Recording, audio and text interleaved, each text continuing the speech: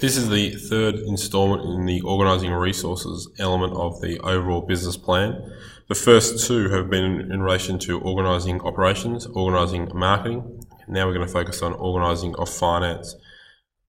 One of the really important questions an SME owner should ask is what will be the most appropriate source of financing.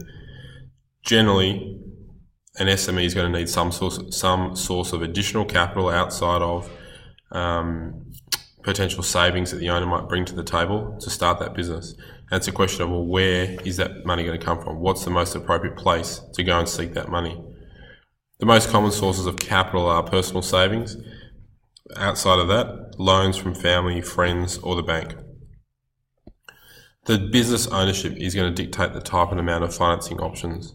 For example, equity finance results in an investor being given some form of ownership in the business. So that could be one option.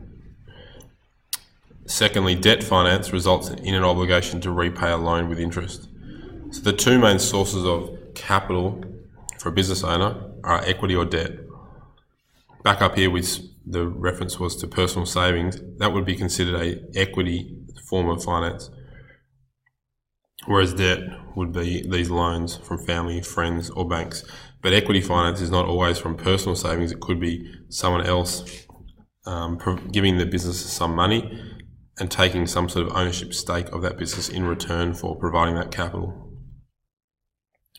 SME owners can also think about grants. The government provides many opportunities for business grants, which are any monetary or financial assistance that does not generally have to be repaid. So a business might be able to apply for some sort of technology grant, and because the business is in the area of technology, they might successfully get a $20,000 grant that they can use as part of the overall financing of that business. There are many different opportunities for grants. It's a matter of making an application for those, and often a business will be unsuccessful, but sometimes they might be able to get some capital that way. In terms of finance, a cash flow budget is really important. It's something you need to do for your business plan assessment task. And a cash flow budget here, this is just an example of a business that might have put forward this cash flow budget for a particular quarter, for example. So this business is anticipating that they would start with $11,000. They'd have some cash inflows in total of $21,000, some outflows in total of $17,000, and they're projecting that at the end of October they'll have a $15,000 closing cash balance. Same happens in November, December, and they're projecting that they're going to have a closing cash balance at the end of December of $42,000. Now, clearly these numbers are often need to be amended because they're projections, but it's trying to put down on paper what the business is expecting will happen from a cash flow perspective. And that's a really important planning tool as part of the overall business plan, but specifically in relation to finance. Another important element to finance and planning is undertaking some sort of break-even analysis. So determining at what point do our total costs equal our total revenue, and costs are broken down into fixed and variable costs. So fixed costs that don't change, i.e. rent; variable costs that do change, for example, materials.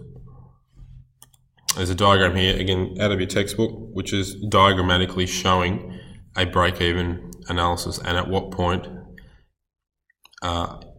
what level of sales is the business breaking even at this point. It's 150 units of sales is going to allow the business to break even in terms of its total costs. So total costs, 150,000. Those costs will be broken even in terms of revenue if they achieve 150 units of sales. After that point, above here, the business is making a profit. Beneath this point, the business is making a loss.